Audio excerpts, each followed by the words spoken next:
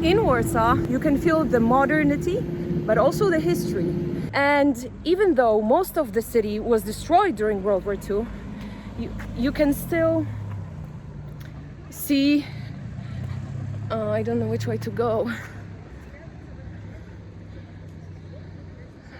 Even though Warsaw was almost completely destroyed during World War II, there are some buildings that were here before. Most of them were built after World War II. Then you can see the buildings that were built during communist times and the buildings that were built in the modern era from the 90s, when Poland was freed itself from the communist oppression, from the Soviet oppression. I remember when I was little, everything was just gray.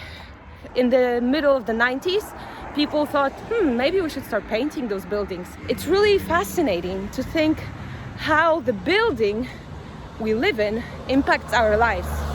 But what's also really fascinating, those buildings were here before we were born, and they will be here when we're not here anymore. Enjoy the episode.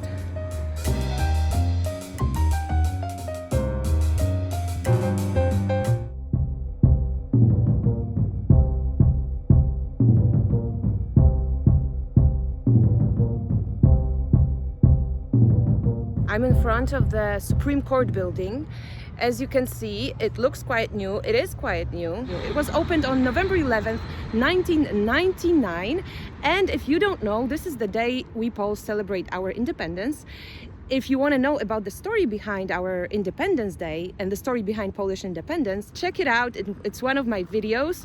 So I will also post a link from YouTube somewhere. I think it's here. The columns represent the pillars of justice, and each column has like a quote, usually from the Roman law, but not only, and it's got a Polish translation that talks about justice and basically courts and legal system and stuff like that. Now I'm gonna cross the road.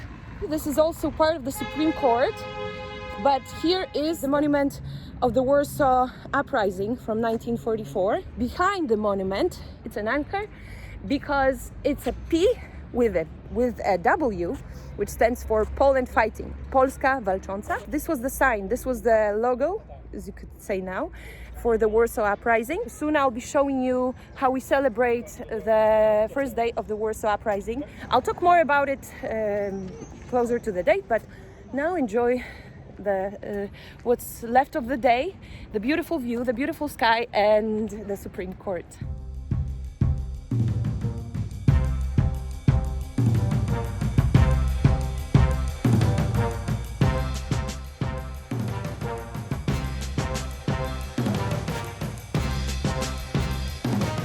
Palace of Culture and Sciences. On one hand, it's a historical monument. On the other, it's a reminder that Poland was once communist under Stalinist regime. This sort of buildings were gifted by Stalin to the countries of the Soviet Union and the satellites of the Soviet Union. It was said it was a gift, but it was actually the Polish people who had to build it. Right now, there's a lot of museums inside, and theater, cinema, there's festivals going on, film festivals. They say that if you go up on there's a beautiful view. I've never gone, but I've seen photos. It is beautiful. It's beautiful. Maybe one day I'll go up there and show all of you guys. Let me know if you want to see the view from up there. What's really interesting is behind that one of the clocks over there, they say that there's still like the Stalin's portrait that they hidden. And after Poland was rid of communist authorities, of communist rule, that's when people were hoping, to get rid of that building. It's a huge building. It would cost loads and loads of money to destroy it. So they decided to keep it. And it's here. It reminds us that Stalin was here, or at least his power.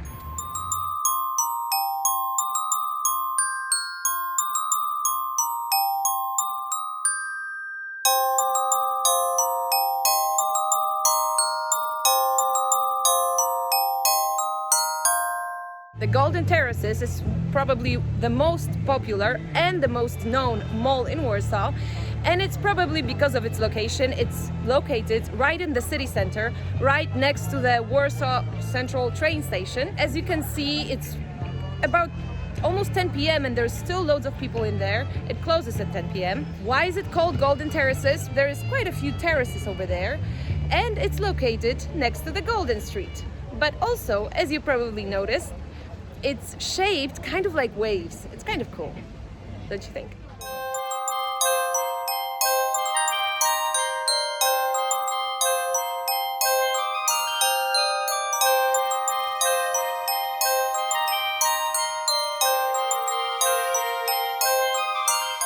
The building behind me, as you can see right there, is apparently the tallest building in Poland, maybe even in this part of Europe, and it's because of that spike on top. Otherwise it wouldn't be that tall. You can compare it with the Palace of Culture, which used to be one of the tallest buildings in Poland, and you can see how much taller this guy is from this guy.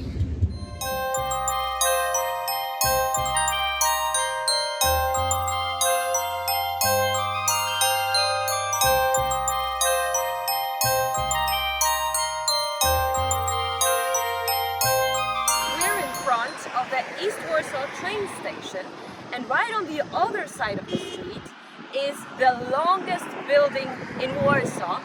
It's the longest when you count from point A and point B in a straight line, and it's got 508 meters, so over half a kilometer long. And it was built here between 1971 and 1973. This was communist times, and when the East Warsaw train station was built, it was quite modern at the time. It was, you know, new, beautiful, and the authorities here wanted to show off. But when the different delegations would come to the East Warsaw train station, they would go in front, and on the other side of the street was a slum area. And it was dirty and messy and pretty much nothing to be proud of. So the building here was built, and it was built so it would cover up that whole slum area. And since it's so long, it's called Jamnik also, and it means sausage dog. It, you know, the sausage dog that's kind of long, and yeah, so it's still the longest building in Warsaw, counting from point A to point B in a straight line. And right now it doesn't present itself as modern and beautiful as it used to, but kind of fits with the East Warsaw train station.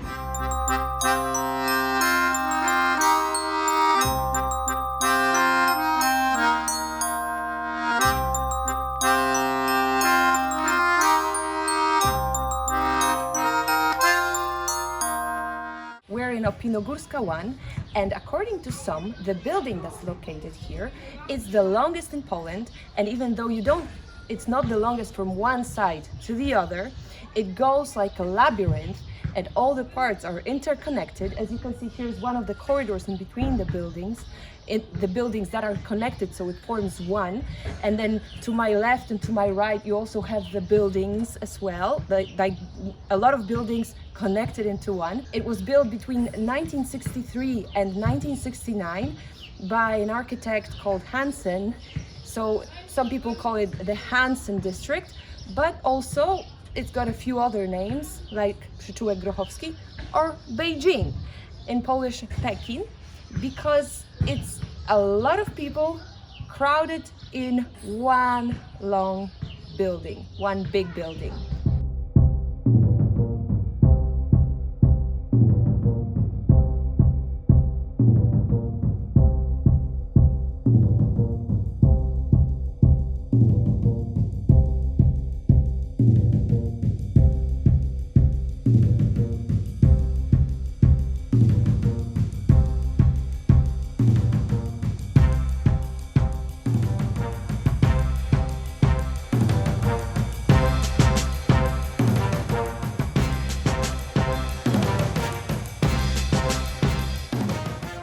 The building behind me doesn't seem like much, but it holds a lot of history and is very known in Poland. It's known as PASTA, which stands for the first letters of the telephone company that owned it when it was built. Polska Akcyjna Spółka Telefoniczna, Polish Telephone Joint Stock Company. It was a Polish telephone operator in the period between World War I and World War II. During the German occupation of Poland, it was a center for general government. During the Warsaw Uprising, when the Warsawians, people from Warsaw, have decided to regain Warsaw back from the German occupation, the building was captured by the Polish insurgents of AK Home Army Battalion Kiliński after 20 whole days of fighting. And just another interesting fact, when it was built, it was the first skyscraper in Poland and the tallest building in Europe.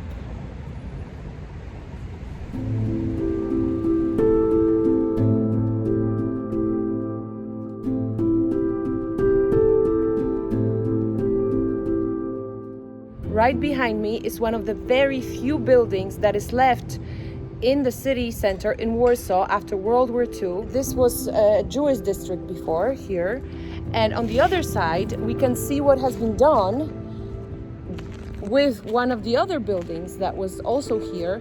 On the top you have a new architecture, new building, and right now the law probably prohibits this sort of thing, but since that building is already here, and yes, it's a very interesting thing that you have something that is kind of like a monument to our history, and on top of it is an apartment building which people live in.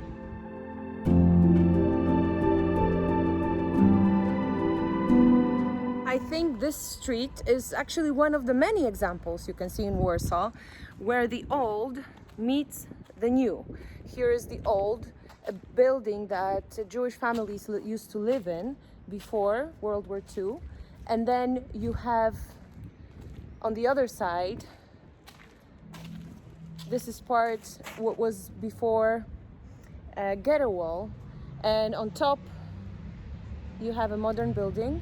And as you can see also on both sides of the street, right behind me and on the other side as well, you have modern buildings which have blossomed in the city center. So there's not much left from what was here before World War II, but as you can see there's some building going on, so maybe they're gonna renovate the whole thing.